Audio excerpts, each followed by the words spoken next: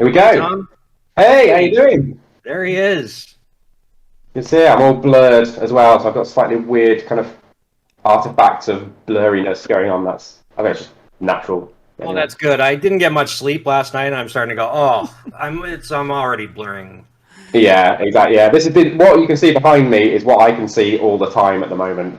It's just like so tired. Well, I have no doubt you've probably been building Lucy Dreaming for how many years now?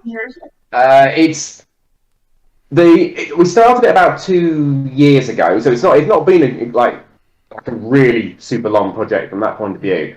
And then I suppose it was about 6 months. That was when we started kind of messing about with the idea and kind of even just thinking about creating a game because this is our first game. Yeah.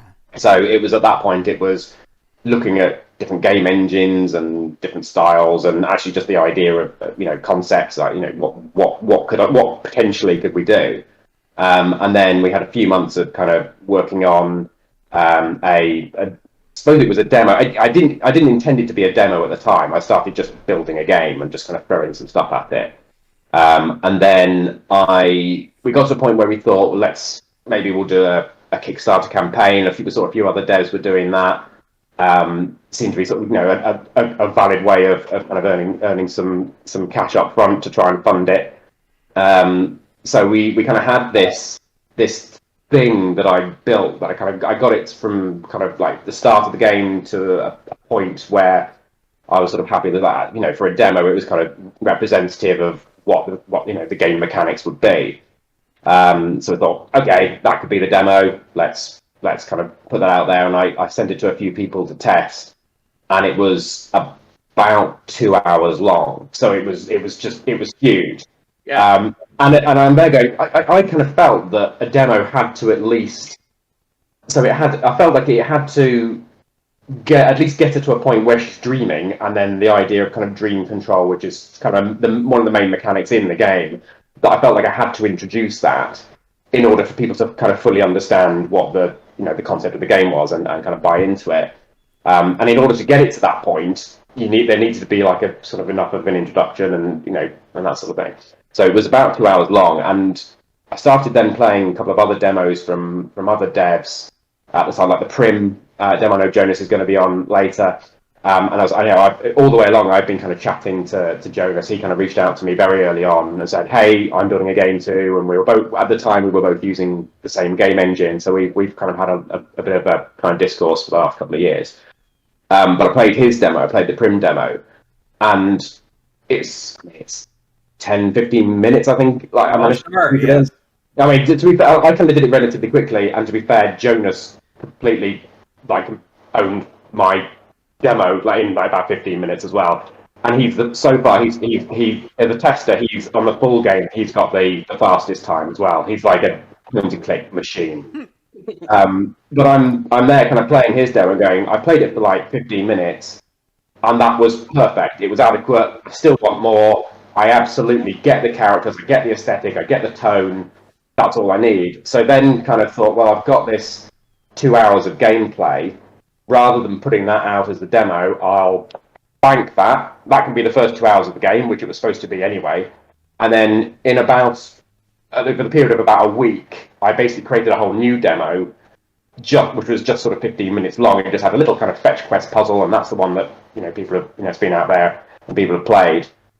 Because I had all the assets, I had all the walk cycles and all the background. I think, well, I'll tell you what I'll do. I'll take that context and I'll move a few bits around and I'll create a few little puzzles and kind of create a little prequel thing. So I then had this sort of little 15-minute demo which had completely different puzzles in it to the full game, and it allowed me to then push that out and have that for the kind of ready for the Kickstarter, and then also have essentially 2 hours of gameplay for the full game in the bank, rather than kind of putting that in the demo and then having a lot of kind of repetition or feeling like I maybe had to rebuild kind of more of that in the full game. So that was definitely a kind of light bulb moment when that happened. I realised, you know what, actually the demo is better off being shorter. Mm-hmm. As well. Order. Yeah, and I love the fact that you made it a standalone thing. One of the reasons I tend not to play demos, like beyond more than a few minutes, just to get a feel for the look and understanding of it, is that, I know I'm going to be returning to it, and I have like an almost pathological hatred of repetition. So Yeah. I love the fact that, this is its own complete thing. I can just play it, enjoy it, and it'll be, the full game will be completely fresh. So Yeah, and we didn't for putting that extra effort into it. Yeah, we didn't want to get to a point where people are kind of 2 hours into a game and then all of a sudden, like the save game files aren't compatible anymore, so they've got to do the whole thing again, or they've forgotten where they were up to, and then it's sometimes more difficult when you're playing through a second time because you kind of slightly remember stuff, but then if I decide to change things, then people are going to go, well, hang on a minute, I did this last time, and now I can't do that this time, and now I'm just confused, and I'm a bit lost, and so it just seemed a lot safer just to kind of go, let's just separate the two out. And it meant that we were able to kind of put some little in jokes and references to stuff that's going to be in the full game that, in the context of the demo, you probably wouldn't even notice. You do little kind of little sort of notes and kind of little asides and comments and things that you just ignore. But then once you've played the full game, if you go back and play the demo, they'll make a lot more sense because there's a bit more kind of backstory and context, and you'll kind of understand where those kind of comments have come from. So I'm hoping to go back and resharpen up the demo a bit as well, because we had some issues with the audio recording. It was all recorded on my phone under a duvet, like trying to get doing all the voiceover stuff, because it's my wife Emma who does the kind of the main voice of the main protagonist. So it was just kind of really like strange Heath Robinson sort of setup of trying to kind of record voices, but it also meant that the quality wasn't great. My audio editing skills at the time non-existent, so there's weird crackles and pops and things like that. So we have Tom Hardwidge. Did I say that right? Hardwidge, yeah, that's the one. From Lucy Gaming, new game that's going to be coming out in 3 days now? 4? It's coming out on Tuesday, yeah, so we've got three days. Congratulations. I tell you what, why don't you tell us what the game's going to be about? We got 5-6 more minutes to kind of tell us about the game, introduce the characters, what makes the game unique. Okay, so it's a really kind of traditional point and click pixel art, sort of retro style. It uses a kind of pared down SCUM interface, so it's all out there. You've got there's no kind of hidden inventory or anything. You've got your inventory on one side, and you've got your verbs on the other side. Which we pared down, so it's just kind of look at, use, pick up, and talk to. So you just got these kind of four options rather than loads of different kind of commands in there. So really kind of old school look, quite low resolution pixel art. In terms of the concept of the game, it's a British comedy. So I kind of grew up watching Monty Python, Blackadder, Red Dwarf, things like that. So in terms of the kind of the humour that's in there, it's very kind of sarky. It's very kind of cynical, kind of sardonic kind of characters in it. But the theme of the game is you play as Lucy, who's a kind of a young girl with a recurring nightmare. So it starts off, you kind of get this something, she's straight in there with this nightmare, and she wakes up and essentially says, this enough is enough. I need to sort this out. And it's the journey that she then takes to try and get to the root of her nightmares, try and find out exactly why she's having them, what's this kind of, where did it all come from, what's the root of it. And at the same time, she's able to, she sort of, quite early on in the game, she discovers a mechanic for being able to control the context of her dreams a little bit. So this is the kind of the play on words with Lucy dreaming and lucid dreaming, in that she's able to control her dreams to a degree, and is able to enter her dreams and kind of come out. And there are puzzles in the dreams, which are these kind of weird, fantastical worlds with strange kind of creatures and characters in there. And then there's the kind of the cold, hard, real world, which is this kind of little wet British town that she sort of lives in, where everyone's just kind of a bit grumpy, and it's not necessarily the most pleasant place to be. And she has this juxtaposition of these kind of two different worlds, dream world and reality. She can kind of hop in and out of different dreams throughout the game, and then there are puzzles which some of them are purely in, just in the dream realms. Some of them are in real life, and there are some that kind of cross between two. So you can unearth hidden memories, there's things that she might have forgotten, like the kind of her parent in the dreams, and then she can then use that information to kind of unlock stuff in the real world, and kind of vice versa. So it's been quite a quite complex thing to kind of visualize and to kind of bring to life, and so hopefully the narrative kind of ties it all together. There's a couple of stories kind of sort of intertwined as you go through. You've got her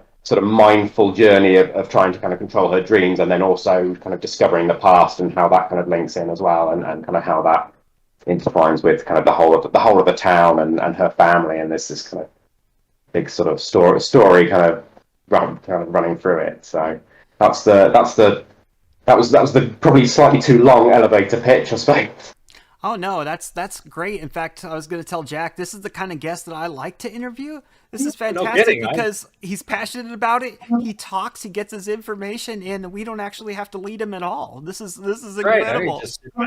This day is going to be easy. You have to tell me, like, honestly, I've had a few interviews, and usually like I'll say, how long is the interview usually go on for? And people are like, I don't know, it's about 45 minutes, maybe an hour, and about 3 hours into it, I'm still like blah blah blah blah blah blah blah. So like limiting me to 15 minutes, best thing you could have done, honestly, because otherwise when we turn off, I'll probably still be just talking just on my own, because that's just what I do. Well, Tom, tell us about working with your wife, and also on top of that, tell us about working with I don't want to call him Guybrush Threepwood, but we'll call him Dominic. So working with my wife has been brilliant. So we run a digital marketing company together anyway, and we've been doing that for the last 12 years. So we've always, in that sense, we've worked together for a very long time.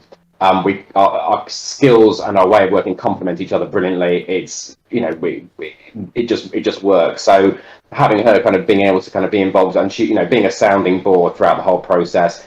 If this would have been just a hobby project for me, had Emma not got involved and said, look, if you want to do this, like, do it properly. Like, have a proper go at it. Let's see if we can make a studio, because you want to do this, don't you? And I was like, yeah. It's like, and you want to be able to do it again, don't you? Like, yeah. So let's make a viable kind of business of it. And she's definitely the sensible business head of it, and I'm just going, wow, and just kind of making fun games and just enjoying the process.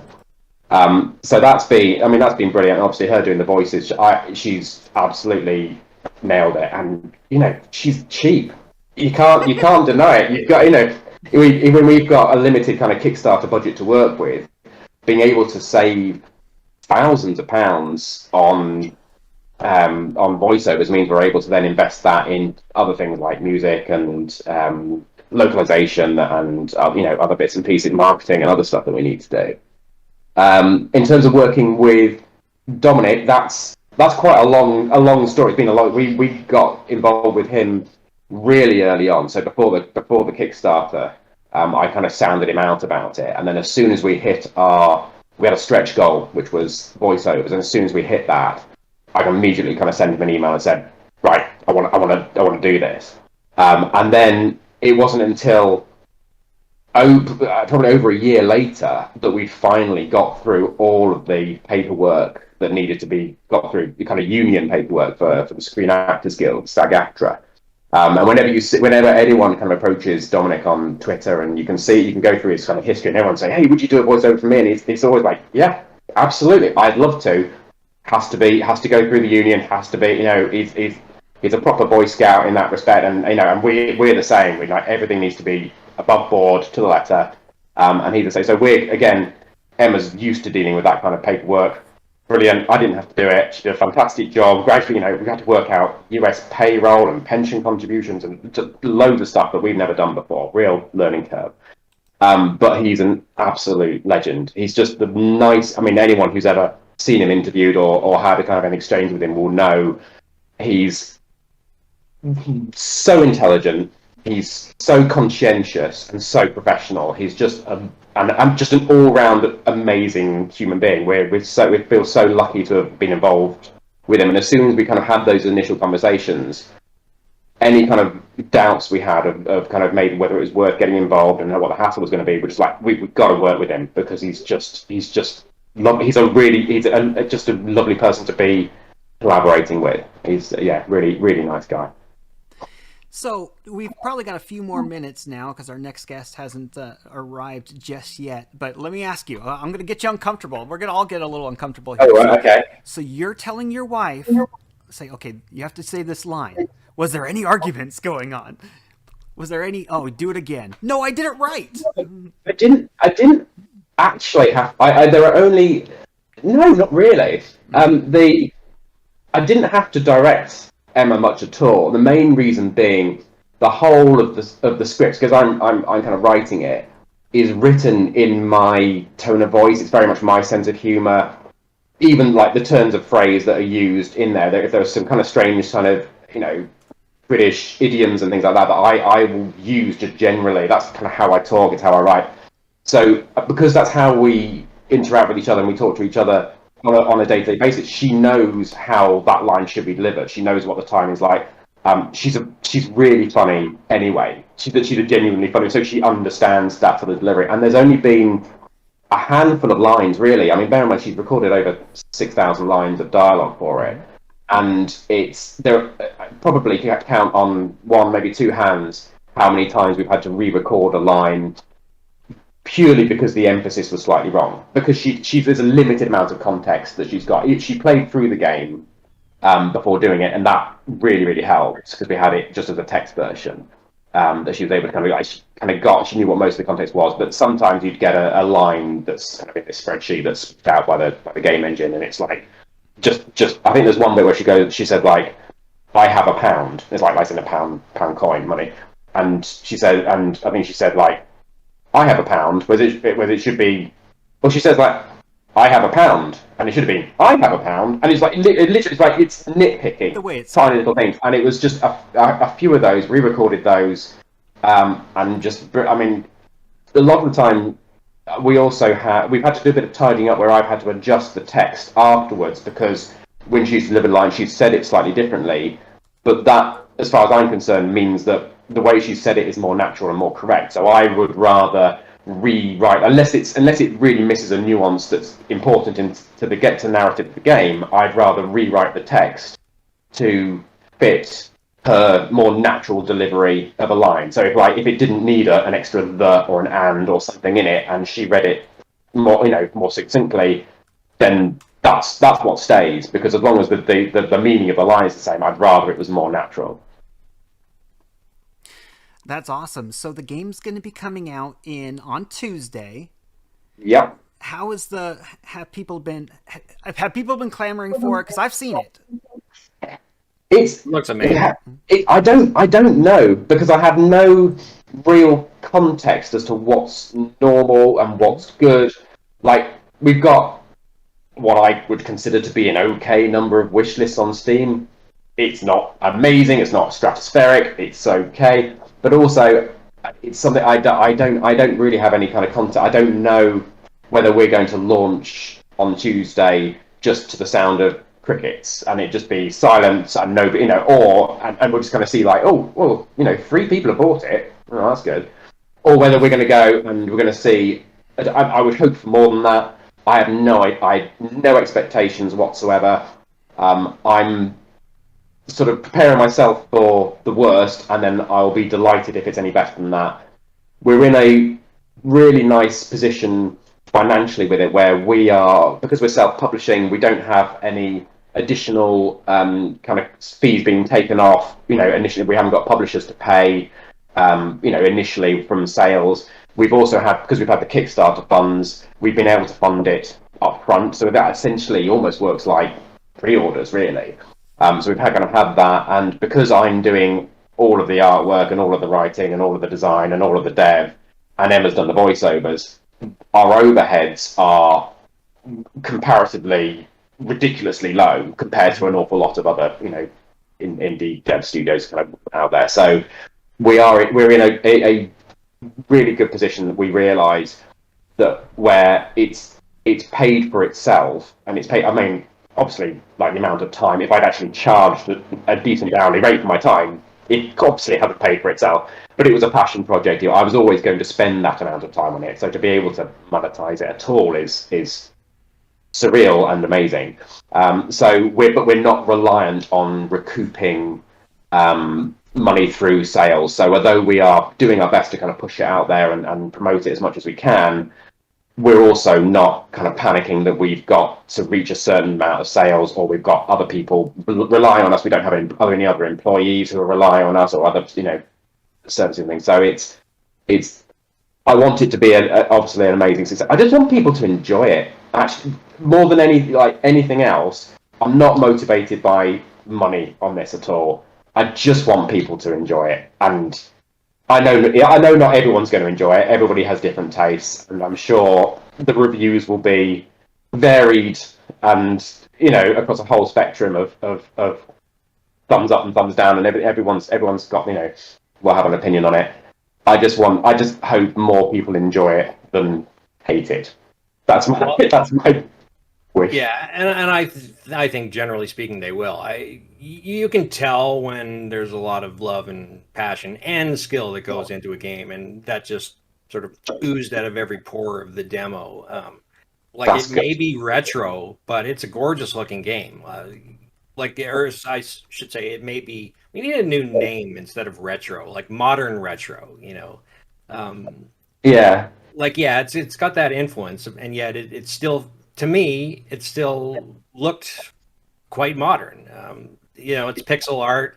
There's the streamlined SCUM interface, but I never looked at it and went, "Oh, that looks like the early '90s" or something like that. I went, "Oh, that's a fucking game. I really want to try that." That's cool. That's nice to hear, because I mean, it's when you pitch, it's difficult to know where to pitch a game like that, and also you've got two camps in terms of wanting kind of because I know there are a lot of in the demo there are a lot of kind of references to other games and kind of retro stuff, and you've got some people who are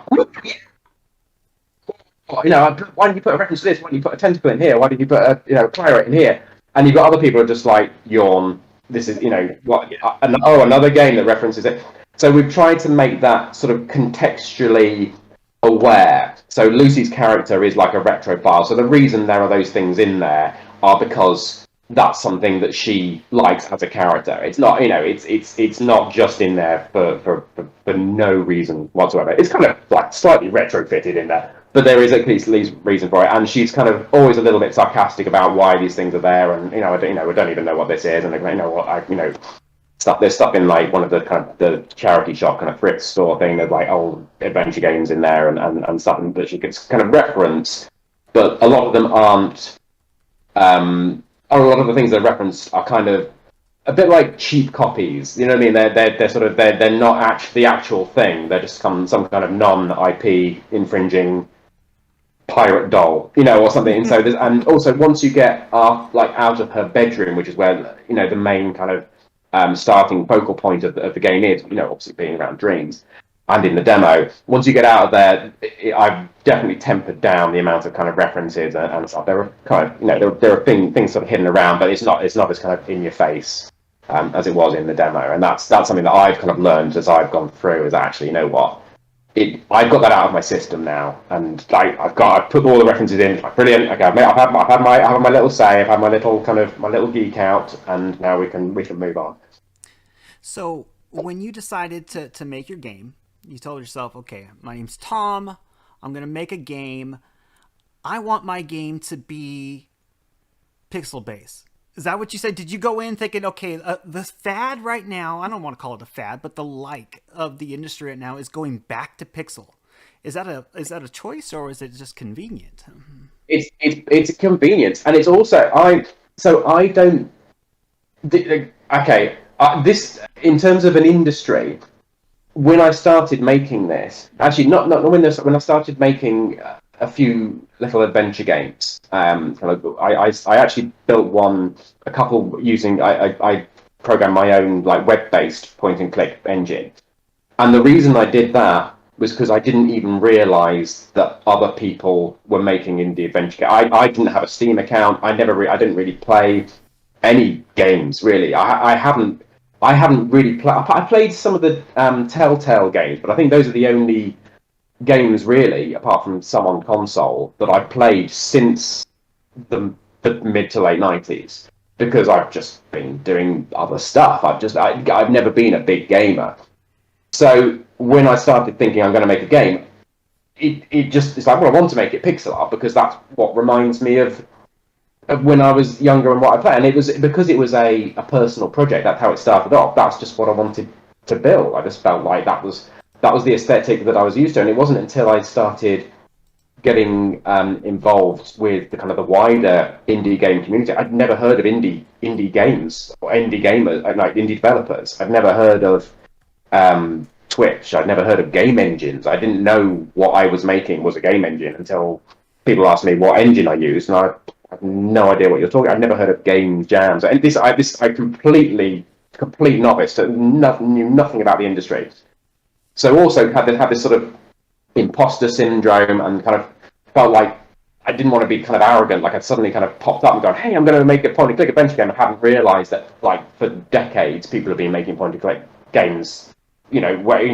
Before it was yeah. So in terms of pixel art, I'd never really done pixel art before, but I'm a designer. And I've done sort of illustration and stuff before, so I know how to put pixels together to make a picture.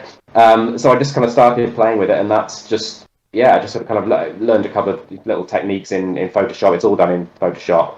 That's my sort of kind of tool that I've always used as a designer. So just kind of just started having a play about with it, and it does have very real sort of practical advantages. It's low res, so there's you can get away with slightly more janky animation. That doesn't mean that all pixel art games do. Things like Locomotive, which is coming out, like the pixel art animation on that is just phenomenal. And I'm not a patient man. Animation isn't my thing, so I know that I wouldn't be able to match that. But with pixel art, you can get away with being a less accomplished animator, and it'd still be okay. Whereas if you're going for like a kind of Broken Sword sort of style look like that, if your animation looks rubbish, it's obvious and it's plain for everyone to see. And we're going to be able to see that on Tuesday. Lucy Dreaming, Tom Hardwidge, we appreciate you. So look at that. Apparently there's merch, everybody. No backdrop, and I've got Tom, it was an absolute pleasure. We appreciate you for coming on, and we wish you the absolute best. Thank you very much. Thank you for having me. And read Tom's interview on the Adventure Game Hotspot. Say that again, sorry? I'm just telling everyone to read our interview with you on the Adventure Game Hotspot. You have a wonderful day, Tom. Thank you very much. You too. My friend. Thanks.